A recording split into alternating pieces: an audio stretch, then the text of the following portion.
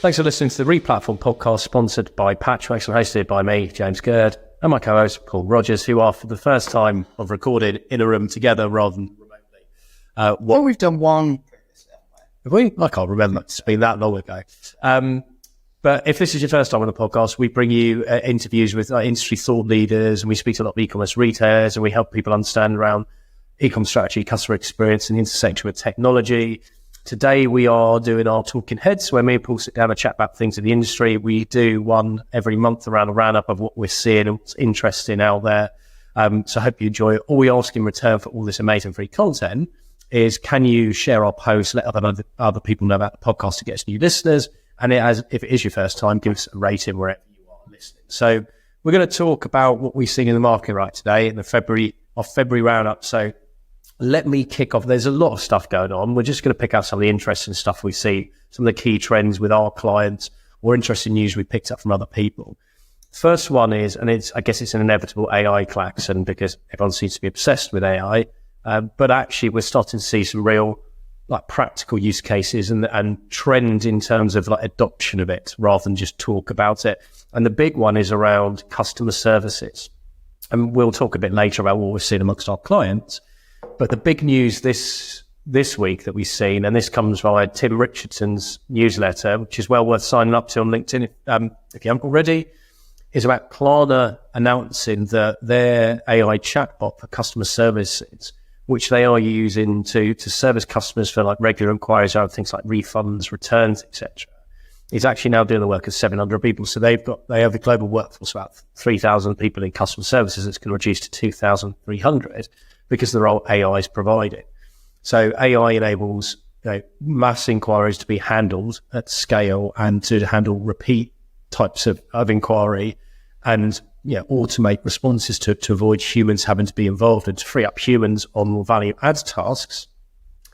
But equally, what I found interesting in the article from the CEO of Klarna was him urging caution around the fact that businesses can't wait. This is now happening in terms of customer expectations for service through bots, but equally that it's going to cause some disruption to humans because it's going to take away some jobs and people need to be brought on that journey, but also businesses need to think about how they plan for that impact and how they change their hiring structures to make sure that they are not hiring people into roles that are going to disappear. So this, for me, I don't know what you're taking this, but I think this is a really interesting area where there's got to be a bit more focus now on, I guess, guardrails in terms of how you adopt AI and what impact it will have on your business operationally over the next few years. Yeah, absolutely. Yeah, I think this just applies in AI generally. I was listening to a podcast this morning on my way to work, the All In podcast, and they were talking about is more focused on Sora, but essentially, kind of how you manage that and how you kind of adopt some of these LLMs, but kind of apply parameters to them. And to be honest, I can't remember some of the terms they used. It was a pretty smart episode. But they were essentially talking about how you manage edits and revisions within a fixed kind of environment also, almost without having to reprompt and regenerate an image and stuff like that. But yeah, I think the next stage for AI is going to be all of this kind of stuff, which is going to be super interesting. But yeah, I think we could probably talk about AI for the rest of the day. So. Yeah. Well, we will be doing a focused episode on this around strategy and ops soon. We're in the process of rebranding to Inside Commerce, coming soon, and we're going to focus more strategically on it. But yeah, I was at an event the other night with Fergal from Validify. We had a panel around AI, and there was two really interesting. Well, they were all interesting. I don't want to say the other people weren't, but the two ones that stood out for me was there was a chap from Rackspace talking about the work that he does with the C-suite of large businesses around AI adoption and the fact that the business has to be able to adapt its internal frameworks in order to be able to cope with the use of AI and the impact on people, but also the impact on customers and having brand guidelines and having proper controls in place for how they use it. And that's a big cultural shift for businesses that moves slowly for organizational change at enterprise level. And the second one was Diageo talking about the use of AI within the creative and design process. I know you were talking about this the other day at your event, where they are using it to help creative teams generate using generative AI briefs for agencies, whereas previously people would go onto the internet and search for like images and creative that reflect, the brief that they wanted to demonstrate, mood boards. Actually, they're generatively creating the mood boards to speed up the creative process and actually get closer controls in kind of brand execution and briefing. But with that requires a lot more planning work to make sure people are educated on how they use these tools to get the right outputs. So I think we may as well, I've got an example when we come on to our final bit where we're talking about what's in the market that I was going to talk about AI, but it ties into what you've said, so I might bring it forward. But yeah, I went for lunch with Andrew from Current Body, Andrew Showman, who has nearly been on this podcast about 100 times, but every time has a reason not to come on. We'll get him on soon. He's founded Current Body, which is a super cool business. Multi-brand, kind of shifting a bit towards building their own brand, and they're super high revenue, really high growth, and he's a really good example of like early adoption. So him and a few other people that are in the same world are very good at kind of, things like AI, things like Web3, whatever. They'll have an early take on it and they'll start to adopt quite early. And I asked him what he was doing with AI, and his response was very little. And then he started to talk about a few use cases, which I actually thought were really interesting. So one is that's relevant to what you're talking about. So they use Airtable across their business. I think they're working with Ollie Rhodes, actually. And they're gradually moving towards PIM, but at the minute they're using it more for like different workflows around creative. And then as part of that, they've got some content being populated, and he's got a use case where he's using AI to actually validate the content is covering the right things, which I thought was really smart. And then another one that I was going to say is that a few of our clients are using Sienna, which is basically AI around customer service. People use it for kind of ingesting information and generating responses and a few other things. And he was really early to that, and he's had really good results of that alongside Zendesk. Yeah, and then the other one that we talked about quite a bit that we've been playing around with is more of the visual content. So before the whole kind of event that James kindly spoke at earlier this week, I was trying to generate assets, so product level assets by my phone, which was ridiculously easy. But we've started doing it at like a catalog level, which will eventually be used for like dynamic product ads and stuff like that. So yeah, that'll be the other one. But yeah, definitely seeing more brands using it and building stuff. But I think I was really impressed at how Current Body, basically they're using their internal development team to just build out little products and use cases, which I was impressed with. Patchwork's the world's most modern integration platform. We can connect any key e-commerce system from storefronts to marketplaces and ERPs to fulfillment solutions. This allows retailers and partners alike to simplify their tech stack integration and do away with point-to-point vendor-specific apps. We can automate and streamline the flow of data across your entire e-commerce business. Find out more at wearepatchworks.com. Interesting, yes. I have a feeling we'll be doing more episodes around the practical use cases and strategic needs around AI. Let's move on then to tech, as obviously we spend a lot of time looking at tech, talking about tech, implementing tech. And we've mentioned this, we've referenced this before, and it's not new news, but we're going to talk about the implications and what we're seeing in terms of reactions, which is Shopify announcing its license fee increase, which amusingly came literally 2 days after I'd said to a client when I was looking at a new project and identifying risk of like cost increases, that I hadn't heard any mention that it was coming anytime soon, but it could be, I was expecting in the future, and then literally 2 days later it landed, making me look really stupid. But we've had time for the dust to settle now and for people to take on board the implications. We're not going to talk about the cost changes, but my take on it was, and I was chatting with someone at Shopify yesterday, it is that I think it's fundamentally justified because they're investing $1 billion plus in R&D every year. The platform now, compared with where it was 5-6 years ago, it's hugely different in terms of capability, international markets. We're talking about like the advancements of Shopify sections and content, then the advancement of the product catalog with tags and meta fields. So loads of the issues that used to be like pain in the arse to work around are getting removed, and that's just getting quicker and quicker in terms of tackling that. So actually, from a 0.25% license fee was really low, up to 0.35 or 0.4 for a 1 year deal.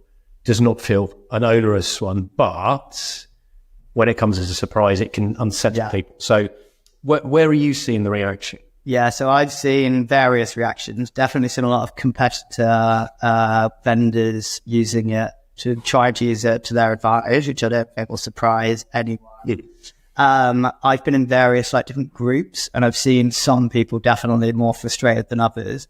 My only thing, Shopify, so I personally think it's fair. I think we've discussed this quite a lot. I think they're reducing costs in different areas of the platform, such as subscriptions or, such as trying to build the search capability where you might not need to use a third party anymore. And it's obviously improving constantly all the time. And comparatively, it probably is the difference between a Shopify and their competitors sometimes is too much.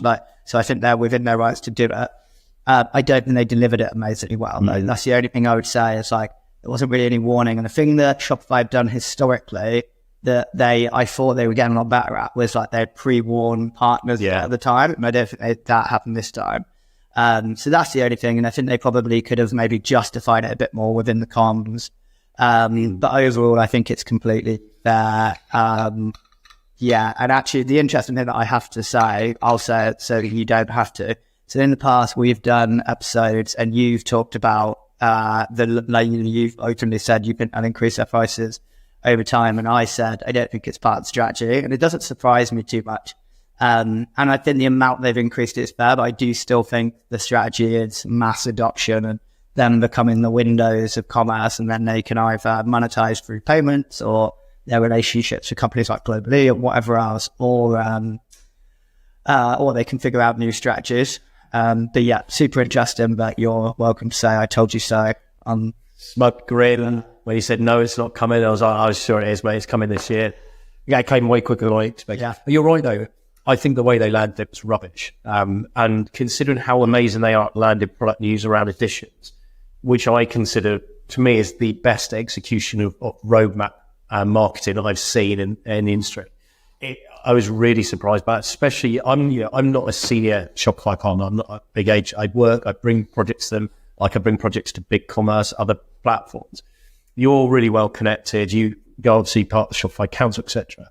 To not go to the senior agencies in the network, I'm really surprised by it. I think that's definitely. I'm surprised it didn't leak, to be honest. I didn't hear anything about it. I think maybe the day before someone. Maybe they just excluded you. Many other people didn't know that.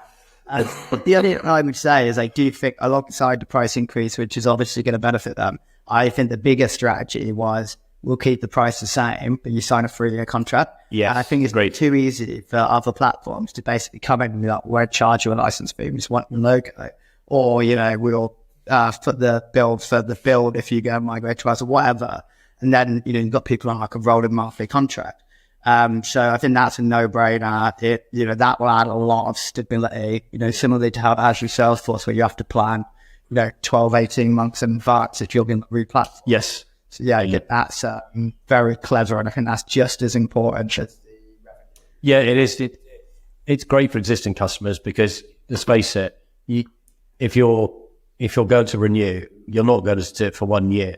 You'll go for the 3 years because you're not going to want to re-platform straight away. So the thing that I'm interested in, I think it's way too soon to see, but coming back to your point about the value of the license, because there's more capability. So you can do some things natively without having to use third-party apps, which has a friction with the partner ecosystem because it takes away some of the business from the partners. But the big question here becomes, when does Shopify become a Salesforce, for example? I'm not denigrating Salesforce because Salesforce works well for certain types of business and delivers a lot of value to them. But for other businesses, it's too costly when they're not using all of the native capabilities and using lots of third parties. You're paying a big license fee for lots of the value. At what point do the Shopify's features, subscriptions is not as mature as the leading third-party subscriptions. And the CMS, although it's really good, is not as mature as a leading, the CMS players, like a Storybook, scheduling option. At what point do they start losing projects and the hype goes because people go, well, actually, that license fee's gone up and I'm not using that stuff, therefore I'm not perceiving the value of the roadmap. I feel that there is a potential tipping point. Yeah, I think Shopify has been quite good at balancing the ecosystem and native functionality.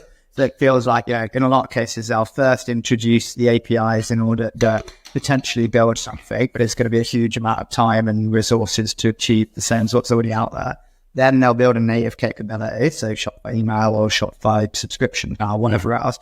But it won't be at the same level. But I personally think, the ecosystem is big enough. There's over 3 million Shopify stores for native capability, for bespoke, for someone to build their own bespoke solution, and then third parties. So I think that's it. I think right now they're quite balanced with the pricing. I think the Salesforce problem, a big part of Salesforce's problem is the economy.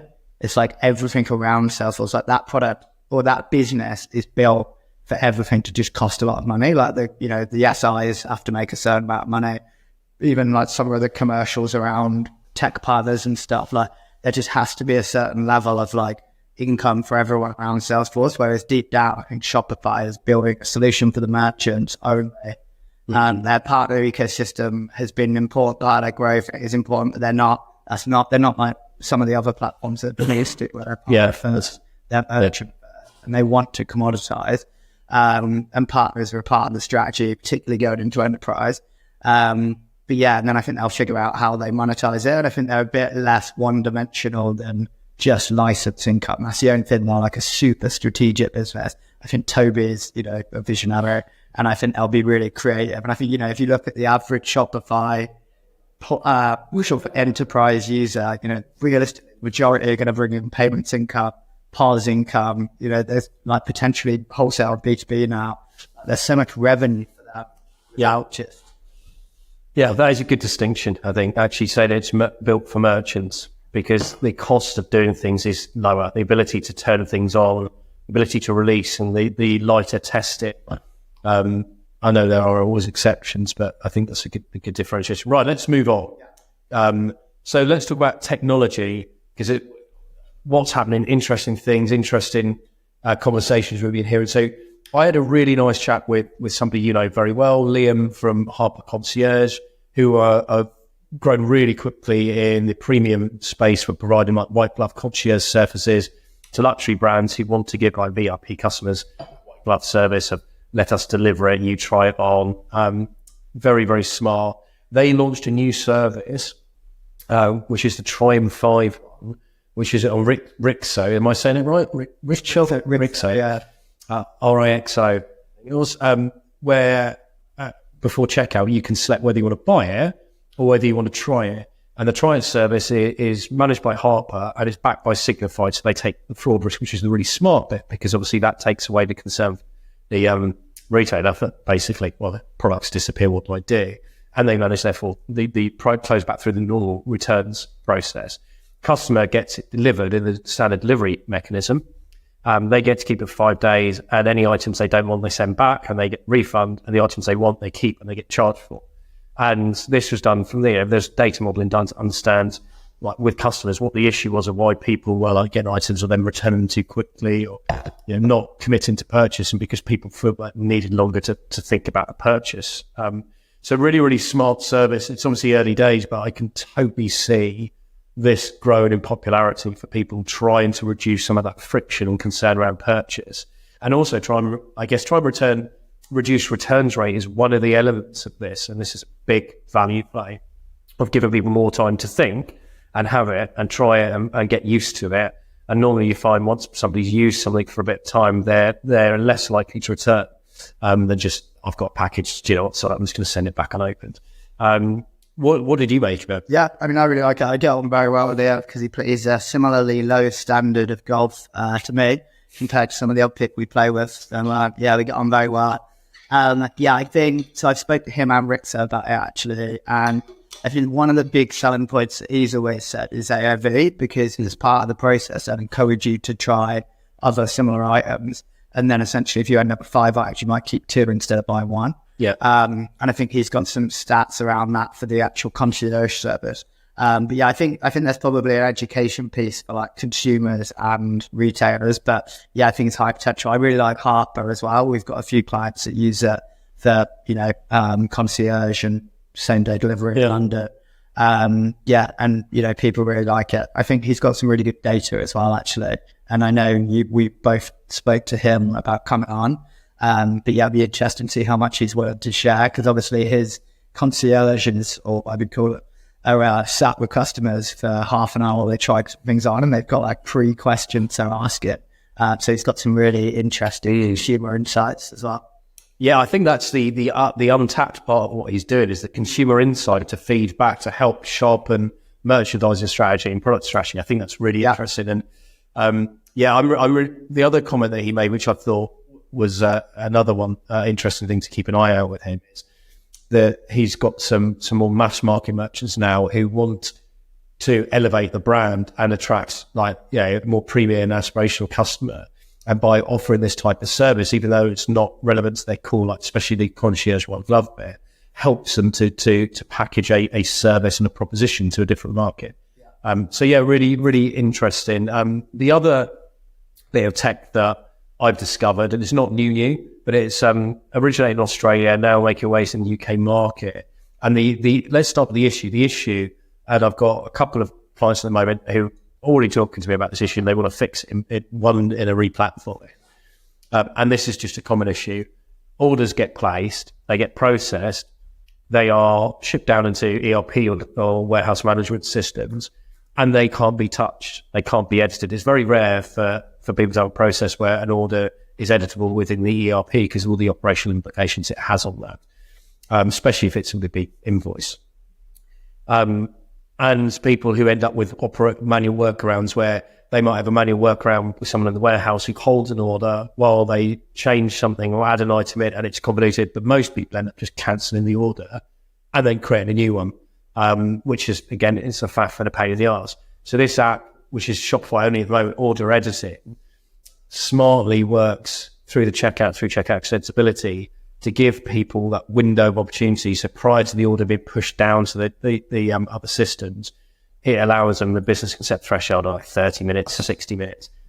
And the email comes to the customer saying, is your address correct? Did you need to add anything? You've got 60 minutes to do that before your order's processed and shipped.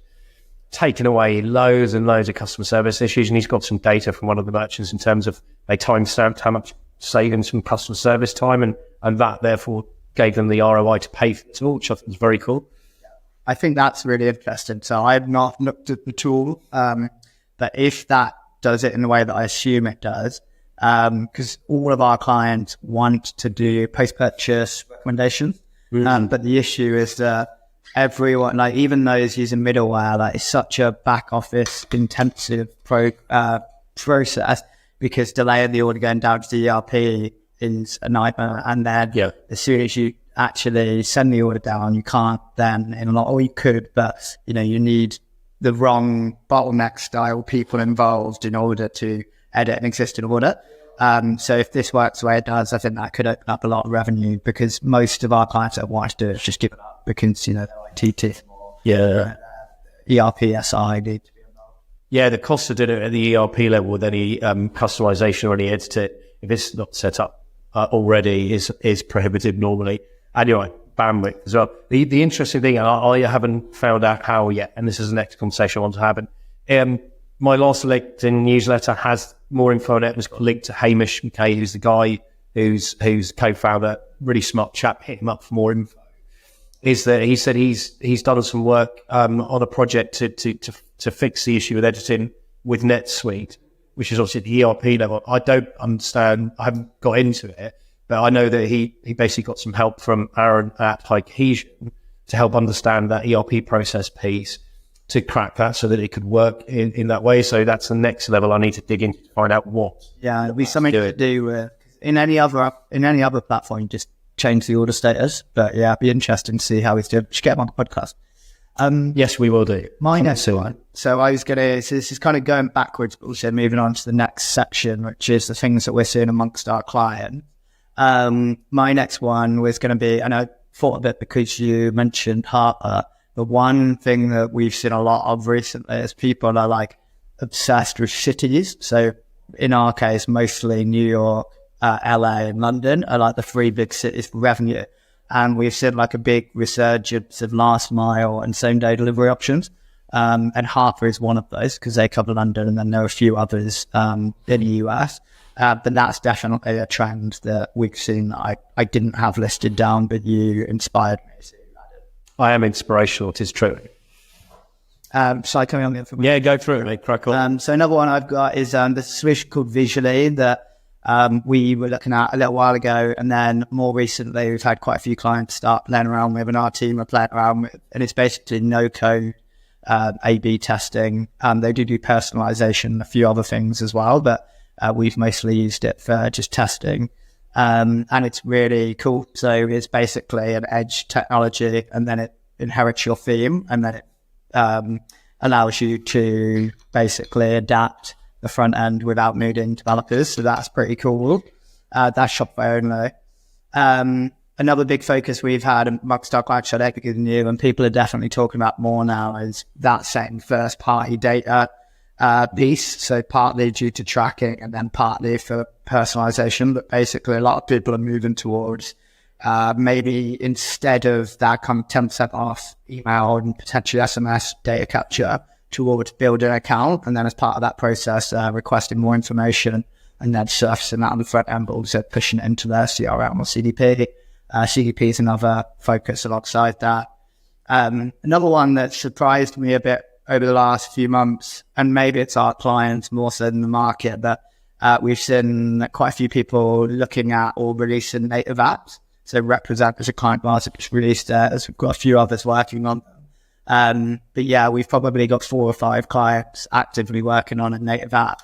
But a lot of that is CRM and loyalty focused, but all of them are trying to build some level of uniqueness, be it via content or resale or whatever else. But yeah, I thought that was quite an interesting trend. This is really, it's kind of really cyclical, isn't it? Because native apps, when I was in a project quite a few years ago, 2015 to 2017, I was working with House of Fraser, and the native app, specifically the iOS app, was a massive focus on so many retailers were doing it then, and people were doing like the wrappers app, so they didn't have to build a complete custom one. Others were going full custom.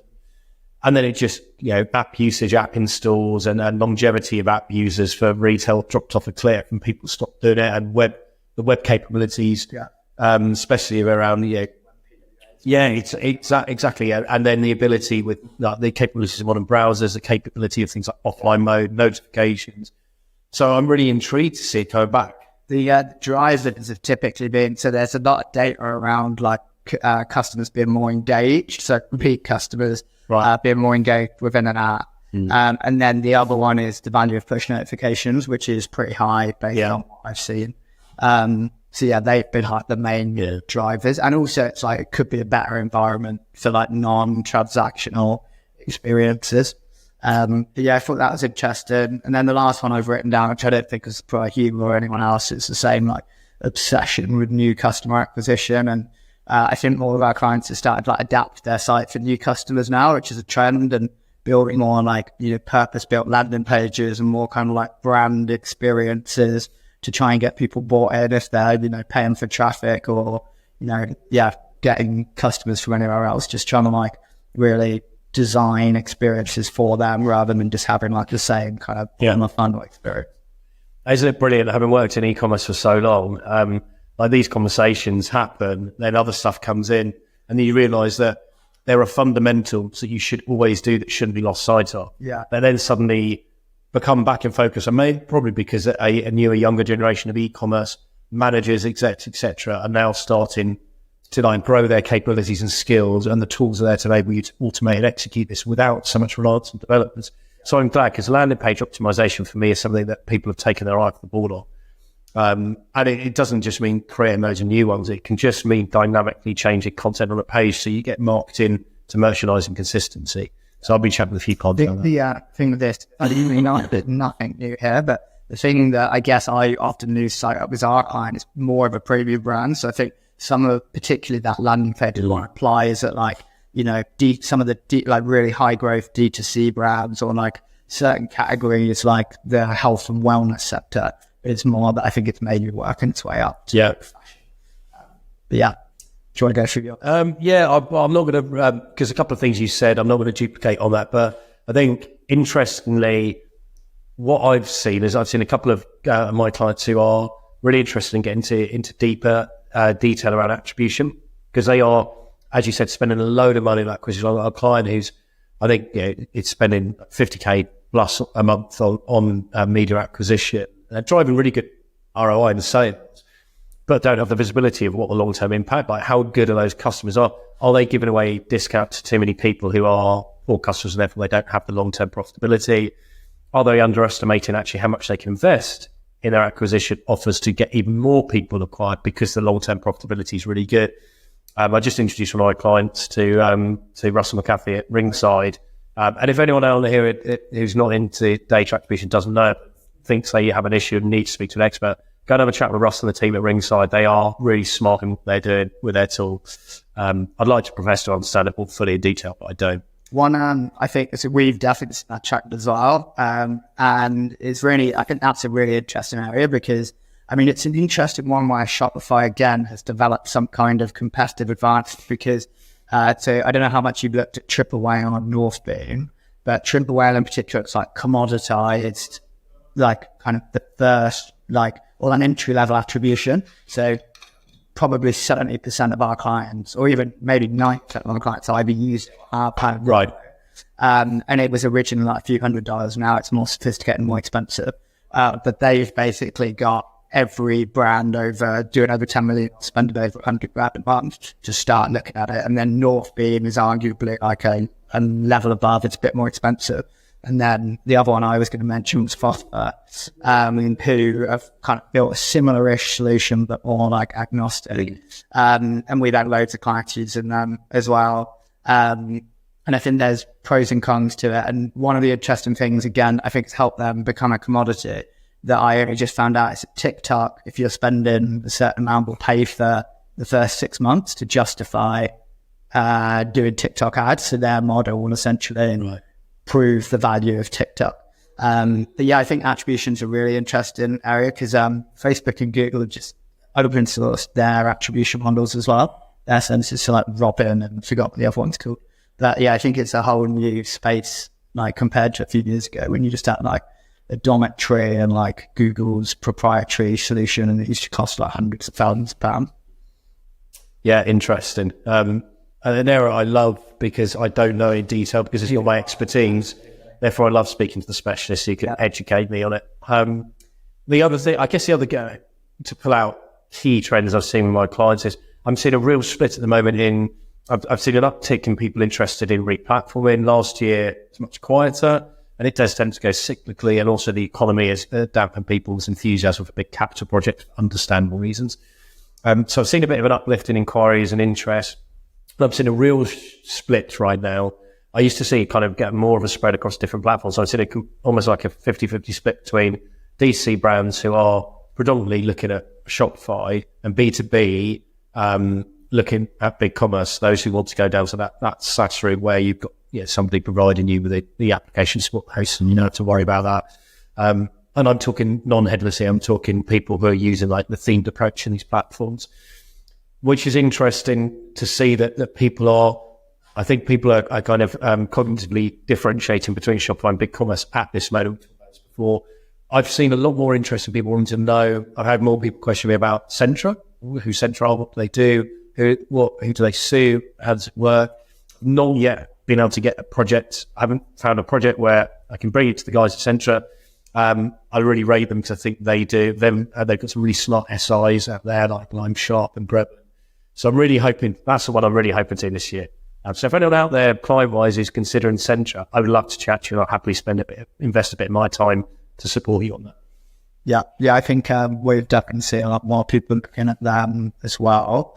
And I think they're winning some really interesting deals. So yeah, that's definitely one of the things that we've seen. Although I definitely haven't spoke to as many people that are doing big replatforming projects as I think we had a heyday. I can't remember when it was, maybe like 2 years ago. Yes, the sunlit uplands. Sure, there's so many projects around that. But the obviously we spoke about it a lot. I think you discovered them first with Scale. I've seen that mentioned quite a bit more actually. They're definitely getting into doors for sure. Yeah, well, winning Man United was that always gets people's attention. They're a smart team as well. Like, wow. Find another one, but I can't remember it. We'll find out. Right, I think that brings us to our rambling end to the February roundup. I hope you have enjoyed it. I hope it's been useful and relevant. Let us know what your thoughts are. And also, please do, when we post on LinkedIn, etc., drop us a line. Let us know what are the key things you've seen in the last month.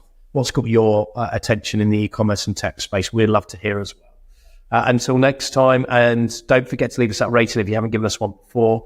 And keep your ear open because we drop an episode every week. Take care, everybody.